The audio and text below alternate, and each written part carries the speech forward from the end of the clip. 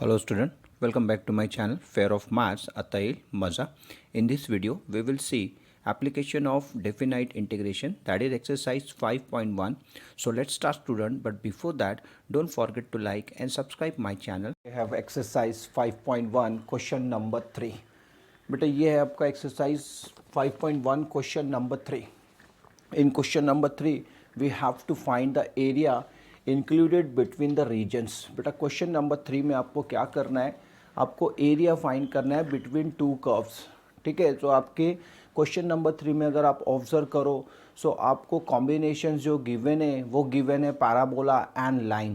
Parabola और line का combination आपको गिवन है. बेटा इस वीडियो में हम लोग आज वही चीज़ डिस्कस करेंगे कि जब हमको दो कर्व्स गिवन रहते हैं तो हमको कैसे एरिया फाइंड करना होता है. इसके पहले के वीडियो में क्वेश्चन नंबर 1 कवर किया बेटा, question number 1 and question number 2. यहाँ कहीं तो भी प्लेलिस्ट का आई बटन आ रहा होगा, ज़रूर से जाके बेटा वो वीडियो देखें, देन आज की वीडियो को कंटिन्यू करें, तभी आपको समझ आएगा कि कैसे ये क्वेश्चन सॉल्व करने. थोड़े से डिफ़िकल्ट होते हैं ये क्वेश्चन, जो है बेटा मोस्ट इम्पॉर्टेंट क्वेश्चन है. ये क्वेश्चन आपको 3 to 4 मार्क्स के लिए बोर्ड एग्ज़ाम में पूछ सकता है. और साथ ही साथ जो बच्चे कॉम्पिटिटिव एग्ज़ाम की प्रिपरेशन कर रहे हैं लाइक जेई एमएससीटी, उनके लिए तो बेटा ये बहुत हेल्पफुल है. सो वीडियो को आप पूरा देखोगे, कहीं भी स्किप नहीं करोगे. मैं आपको दोनों भी मेथड बताऊंगा, shortcut as well as traditional method. कैसे इसको सॉल्व किया जाता है, बहुत सिंपल होता है. इसकी एक सिंपल सी टेक्निक होती है बेटा इस प्रॉब्लम को सॉल्व करने के लिए. अगर आप रेफरेंस बुक में देखोगे तो आपको ये बहुत ज़्यादा डिफ़िकल्ट लगेगा, ऐसा लगेगा कि क्या पूछ रहा है आपको करके, कैसे इसने सॉल्व किया है. लेकिन जब आप इसको शॉर्ट ट्रिक से और सिंपल मेथड से सॉल्व करोगे सो ये बहुत सिंपल एग्जाम्पल होते हैं. So let's start student very first. Now I am reading question number 3. In question number 3 we have to given that find the area of the region included between that is number 1 curve, that is number 1 y square equals to 2x, and the second curve is y equals to 2x. So here we have to mention this curve is line. ये mention किया बेटा आपको कि आपका जो second curve है ये क्या है, ये एक लाइन है. ठीक है, सो यहाँ ना एक डिफरेंट केसेस होते हैं. फॉर एग्जांपल यहाँ आपको दो केसेस से डील करना है. Number 1, suppose we have to given that two curves. अब यहाँ आपको दो कर्व्स गिवन है. First one is Y square equals to 2x. So बेटा ये Y square equals to 2x जो होता है ये होता है पैराबोला. एकदम इसको नोट कर लो दिमाग में. Y square equals to 2x और x square equals to any quantity, Y square equals to any quantity. ये जो कर्व्स होते हैं बेटा ये होते हैं इक्वेशंस ऑफ पैराबोलास. ये सारे बच्चों को पता होना चाहिए क्योंकि जनरली स्टेट बोर्ड में जो कोनिक सेक्शंस है बच्चे जनरली वो पढ़ते नहीं है बेटा. 11th में एक्चुअल में चैप्टर आपका, बच्चे जनरली पढ़ते नहीं है तो उनको ये पता नहीं होता है कौन सा कर्व है. सो यहीं से आपकी डिफ़िकल्टी स्टार्ट हो जाती है कि बच्चों को कर्व का नॉलेज नहीं है. सो बेटा सबसे पहले आप क्या करोगे, अपने कॉपी में मैं आपको बता रहा हूँ वाई स्क्वायर जो होता है, y square equals to 4ax, y square equals to 4ax and x square equals to 4by. ये जो दो कर्व है बेटा इसको अपने कॉपी में अच्छे से नोट कर लो. ये है इक्वेशंस ऑफ पैराबोलास. इनको बोला जाता है इक्वेशंस ऑफ पैराबोला. इसके नेचर कैसे होते हैं ये समझ लोगे. ये जो पैराबोला है बेटा मोस्ट ऑफ द केसेस में आपको मिलेगा ये पैराबोला देखने के लिए. Y square equals to 4ax, इस पैराबोला को बोला जाता है right handed parabola. Right handed parabola बोला जाता है बेटा. मतलब ये राइट साइड में ओपन होता है. जैसे आप ये फिगर देखो, ये राइट साइड में ओपन हो रहा है. सो ये है आपका वो पैराबोला. सो आप यहाँ लिख सकते हो Y square equals to 4ax, right handed parabola है. ठीक है, कुछ क्वेश्चन आपके क्वेश्चन नंबर 3 में अपवर्ड पैराबोला के भी है बेटा. X square equals to 4by, ये जो पैराबोला होता है बेटा इसको बोलते हैं अपवर्ड पैराबोला. मतलब ये क्या होगा, ऊपर में ओपन होगा, एक्स एक्सिस के ऊपर ओपन होगा। अगर इसका फिगर देखें तो आने वाले क्वेश्चन में मैं आपको एक्सप्लेन करूंगे। आज जस्ट आप शॉर्ट में याद रखो कि x square equals to 4py ये अपवर्ड पैराबोला होता है, मतलब ये ओपन होता है ऊपर, एक्स के ऊपर में ओपन है, ठीक है। और दो शेप्स इसके और है, आने वाले वीडियोस में बेटा मैं कवर करने की कोशिश करूंगा। जस्ट आज के वीडियो में आप ये ध्यान में रखो कि वाई स्क्वायर इक्वल्स टू जो भी होता है बेटा ये पैराबोला होता है, राइट हैंडेड पैराबोला होता है। इसीलिए आप अच्छे से ऑब्जर्व करो, मैंने यहाँ पे लिख के रखा है Y square equals to 2x। तो उसका फिगर जो आएगा बेटा राइट हैंडेड पैराबोला आएगा। सबसे पहले आपको ये ध्यान रखना है कि आपका जो फिगर आएगा बेटा, मैं जल्दी से यहाँ बना देता हूँ, आपको हमेशा याद रखो ये जो कर्व आता है वाई स्क्वायर ये हमेशा बेटा राइट हैंडेड आएगा, ठीक है। इसलिए मैं आपको बार बार बता रहा हूँ क्योंकि बच्चे जब रीजन ड्रॉ करते हैं तो उनको समझ ही नहीं आता है कौन सा कर्व गिवन है। सो बेटा ये राइट हैंडेड कर्व रहेगा, Y square equals to any quantity, any कुछ भी रहे, अब यहाँ पर कुछ भी रहे तो ये राइट हैंडेड को बताएगा बेटा आपके, ठीक है। And y equals to 2x। चलो अब सेकेंड कर्व के बारे में बात करते हैं। y इक्वल्स टू 2x, तो y इक्वल्स टू 2x जो होता है बेटा इसका जनरल फॉर्म होता है y इक्वल्स टू mx।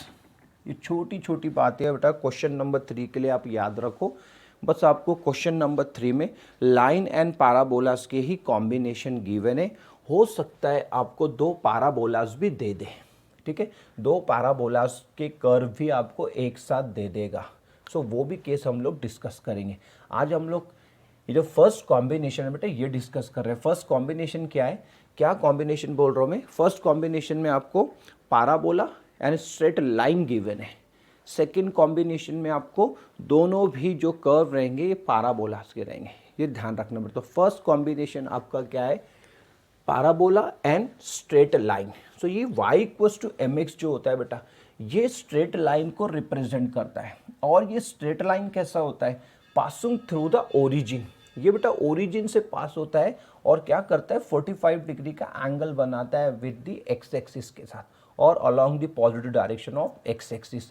ये लाइन के बारे में ध्यान रखना, मैं हमेशा अपने वीडियो में ये चीज़ बोलता हूँ बेटा y equals to mx represent a line passing through origin making an angle 45 degree along the positive direction of x axis और with x axis, ठीक है।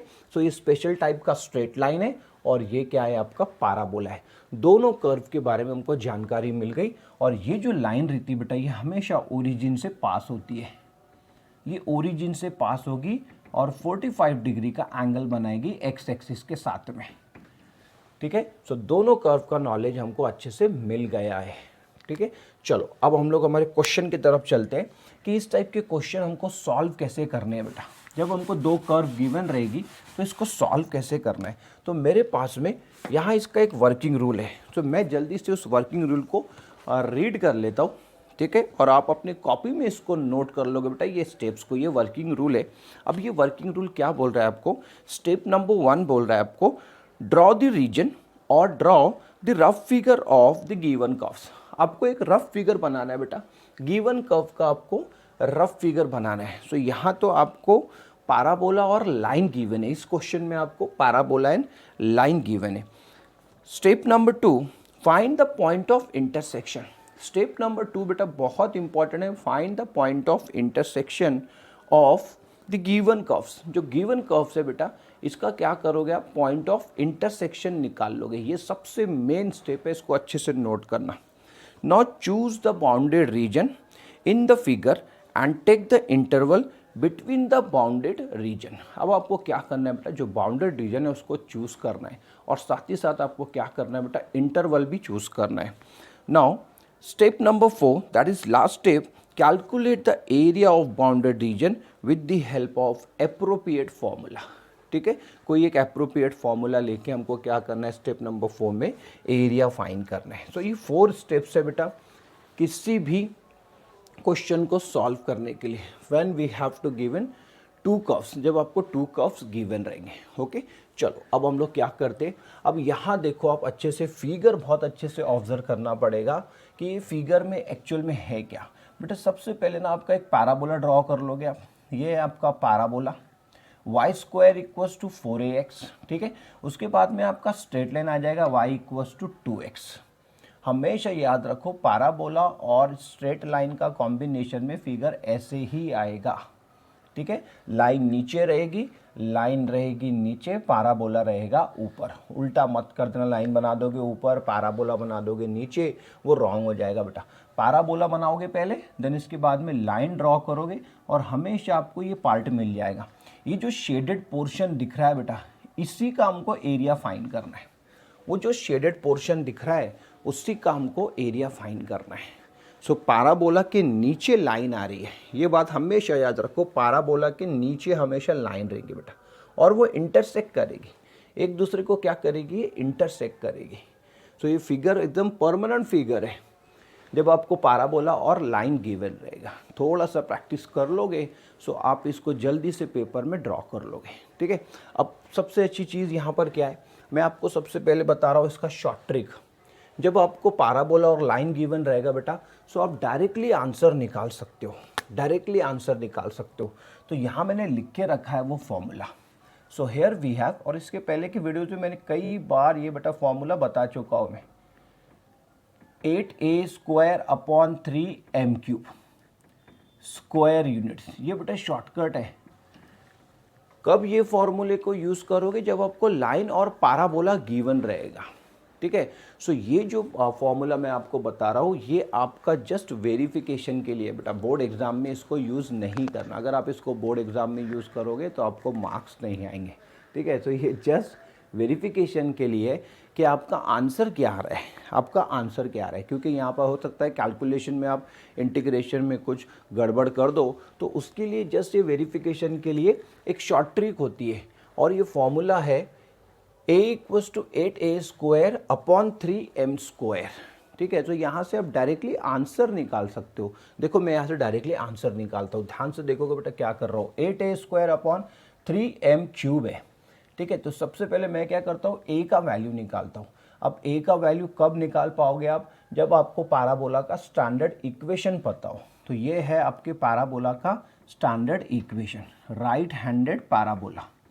इसको बेटा आप कंपेयर करोगे, ठीक है, गिवन कर्व को कंपेयर कर लोगे इसके साथ। तो यहाँ क्लियरली दिख रहा है 4a = 2 है। सो ये आप लिख लोगे 4a = 2। दिस इम्प्लाइज a का वैल्यू मेरा 1/2 आ रहा है। a का वैल्यू मेरा क्या आ रहा है बेटा, 1/2 आ रहा है, ठीक है। अब सेकेंड लाइन मैंने आपको क्या बताया, y = mx। इसको भी कंपेयर करोगे y = 2x के साथ में। तो क्लियरली दिख रहा है मेरा m का वैल्यू कितना आ रहा है, m का वैल्यू 2 आ रहा है बेटा। सो ये दो वैल्यूज़ आ गई आपकी, a की वैल्यू आ गई 1/2, m का वैल्यू आ गया 2। अब आप इसको क्या करो, ये फॉर्मूले में डाल दो और एडवांस में ही आपका जो क्वेश्चन है उसका आंसर निकाल लो, ठीक है। तो चलो हम लोग इसका आंसर तो निकाल लेते हैं। इसका एरिया एक्चुअल आ क्या रहा है, देयरफॉर a = क्या आ जाएगा, 8, a की पावर 2 है तो ये 1/4 हो जाएगा, अपॉन 3 इंटू ये आ जाएगा बेटा 8, 2³ मतलब ये 8 हो जाएगा। ये कैंसल आउट हो जाएगा और ये बन जाएगा 1/12 स्क्वायर यूनिट्स। ये आपका आंसर आना चाहिए।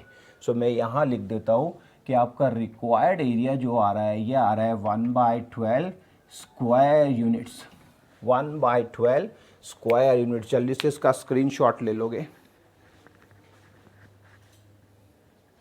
ठीक है। तो मैंने बेटा आपको ये एडवांस में बता दिया इसका आंसर क्या आने वाला है। सो ऐसे ही आप जब आपको ये क्वेश्चन आएगा 3 to 4 मार्क्स के लिए, हो सकता है आपको ये बोर्ड एग्ज़ाम में पूछे बेटा, तो एडवांस में ही इसका आप क्या करोगे, आंसर निकाल लोगे, ठीक है।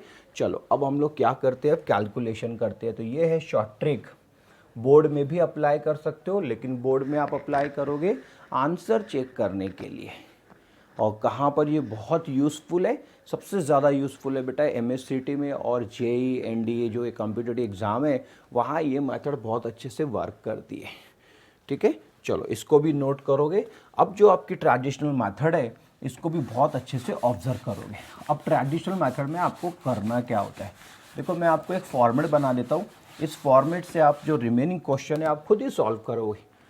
सो here we have to given 2 curves, ठीक है, पैराबोला है और सेकेंड क्या है आपका लाइन है। सो यहाँ मैं लिखूंगा required, we have required area that is capital A is equal to, यहाँ से बेटा ये स्टार्ट होगा रिक्वायर्ड एरिया। अब ध्यान से देखना है रिक्वायर्ड एरिया हम लोग एक्चुअल करते कैसे है, रिक्वायर्ड एरिया कैसे निकाला जाएगा। अब ये देखो ये पूरा जो एरिया बेटा नीचे जो एरिया दिख रहा है बी टू सी तक के, देखो आप ये जो एरिया है मैं रीड कर रहा हूँ, आप इसको ध्यान से देखोगे ओ बी ए सी ओ, ये जो एरिया बन रहा है ऐसे B O B A C ओ, सो ये जो रीजन है ये वाला जो पार्ट है बेटा ये आ रहा है पाराबोला के अंडर। हमेशा याद रखो ये बड़े वाला जो रीजन रहेगा बेटा ये पाराबोला के अंडर आएगा, ठीक है। सो यहाँ लिख सकते हो आप एरिया अंडर द पाराबोला, यहाँ से आपको लिखना है एरिया अंडर द पाराबोला, ठीक है। एरिया अंडर द पाराबोला लिख सकते हो, पाराबोला कौन सा है आपका Y square equals to 2x, ठीक है। Area under the parabola always ये फॉर्मेट ध्यान में रखना, minus area under the line, area under the line y equals to 2x, ये है एक स्टैंडर्ड फॉर्मेट मैंने आपको सेट कर दिया है। अब आप इसको फिगर से समझो बेटा, ये होल पार्ट है, ठीक है, ये होल पार्ट है और ये वाला पार्ट जो नीचे दिख रहा है आपको, ये जो शेडेड रीजन है इसके नीचे वाला जो पार्ट है ये लाइन के अंडर आ रहा है। सो बड़े वाला पार्ट जो है ये पाराबोला के अंडर आ रहा है और शेडेड रीजन के नीचे वाला एरिया जो है बेटा ये लाइन के अंडर आ रहा है, ठीक है। देखो फिगर से समझ आ रहा होगा आपको, ये होल रीजन है, ये वाला पूरा होल रीजन और ये वाला जो पार्ट है ये लाइन के अंदर आ रहा है। तो आप क्या करोगे, होल में से ये वाला पार्ट माइनस कर दोगे, so you will get the shaded region, ये वाला पोर्शन मिल जाएगा बेटा आपको। होल में से ये वाला पार्ट ये अनवांटेड पार्ट है, ये वाला पार्ट जो है अनवांटेड। मैं इसको रीड करता हूँ इस एरिया को तो आपको समझ में आएगा, ओ बी ए डी ओ, ये वाला पार्ट अनवांटेड है, इसको होल में से माइनस कर दोगे so you will get the required region, ठीक है। सो इसको हम लोग ज्योमेट्रिकली भी लिख सकते हैं। सो ज्योमेट्रिकली अगर आपको समझ आए तो बहुत अच्छी बात है, तो डायरेक्टली आप यहाँ से अब इसको सॉल्व कर सकते हो। तो ज्योमेट्रिकली इसको ऐसे लिखा जाएगा, O B A C O minus O B A D O, ऐसे लिखा जाएगा बेटा इसको, ठीक है। ये वाला area O B A D O, ये रीजन इसमें से हम लोग माइनस कर देंगे। ये स्टैंडर्ड फॉर्मेट है, इसको आप कभी नहीं बोलोगे बेटा, इसमें से पैराबोला में से हमेशा आप लाइन के एरिया को माइनस कर दोगे। सो ये वाला रीजन और ये रीजन आप इसमें से माइनस कर दोगे, तो आप ज्योमेट्रिकली भी इसको लिख सकते हो, ठीक है। चलो अब यहाँ सबसे मेन चैलेंज है हमारे लिए, हमने एक फिगर तो बना लिया, स्टेप नंबर 1 बना लिया, उसके बाद में हमको पॉइंट ऑफ इंटरसेक्शन निकालना है बेटा। ये है पॉइंट ऑफ इंटरसेक्शन, इस पॉइंट को बोला जाता है पॉइंट ऑफ इंटरसेक्शन, मतलब पॉइंट ए को बोला जाएगा बेटा पॉइंट ऑफ इंटरसेक्शन। सो यहाँ पॉइंट ऑफ इंटरसेक्शन निकालते क्यों है हम लोग, सो यहाँ देखो क्या हो रहा है, ये जो y एक्सिस है ये x इक्वल्स टू 0 है बेटा, सो ये लोअर लिमिट रहेगा। अब यहाँ जो ये x है ये हमको पता नहीं है, यानी अपर लिमिट हमको पता नहीं है, इसमें x equals to question mark, upper limit हमको पता नहीं है। अपर लिमिट फाइंड करने के लिए बेटा क्या करोगे, पॉइंट ऑफ इंटरसेक्शन निकाल लोगे, मतलब जस्ट x की वैल्यू निकाल लोगे। ये जो x का वैल्यू आएगा बेटा ये आपका अपर लिमिट रहेगा डेफिनाइट इंटीग्रल का। अब ये अपर लिमिट निकालते कैसे हम लोग, सो कुछ नहीं बेटा, दो इक्वेशंस है आपके पास में, इसको सॉल्व करते आना चाहिए। तो ध्यान से देखोगे मैं यहाँ सॉल्व कर रहा हूँ, observe carefully. Now here we have to given y square equals to 2x and y equals to क्या है 2x है। सो क्या करो बेटा, y का वैल्यू जो है ये 2x इसमें सब्स्टिट्यूट कर दो, बोलने का मतलब y को रिप्लेस कर दो यहाँ पर 2x से, और इसकी पावर क्या ले लो 2 ले लो, इधर आ जाएगा 2x, तो ये हो जाएगा 4x square equals to 2x।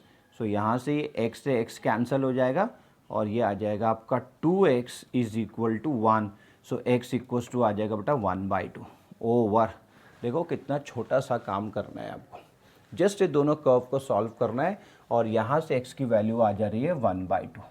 अच्छा, बहुत सारे रेफरेंस बुक में y का वैल्यू भी निकाला है बेटा, तो y का वैल्यू का यहाँ काम नहीं है, जस्ट आप x का वैल्यू निकाल लो, आपके लिए बहुत है ना। आप x का वैल्यू निकाल लो, सो आपका काम हो जाएगा। ये लोअर लिमिट आ गया आपका और ये अपर लिमिट आ गया। सो ये बहुत मेन स्टेप था, पॉइंट ऑफ इंटरसेक्शन फाइंड करना।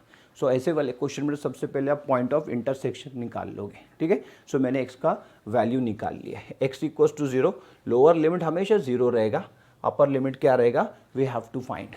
और ये कैसे निकालोगे, by using given curves. Given curve को सॉल्व करके बेटा x का वैल्यू निकालोगे, जैसे मैंने निकाल लिया है। इसको नोट कर लोगे और इसकी प्रैक्टिस करोगे, आप भी जल्दी से निकाल लोगे। चलो, अपर लिमिट मिल गया, लोअर लिमिट मिल गया। अब हमको यहाँ पे फिर दोबारा से वापस आना है और अब देखना है हम क्या कर सकते हैं इसको सॉल्व करने के लिए, ठीक है। अब देखो क्या बोला है, एरिया अंडर द पैराबोला।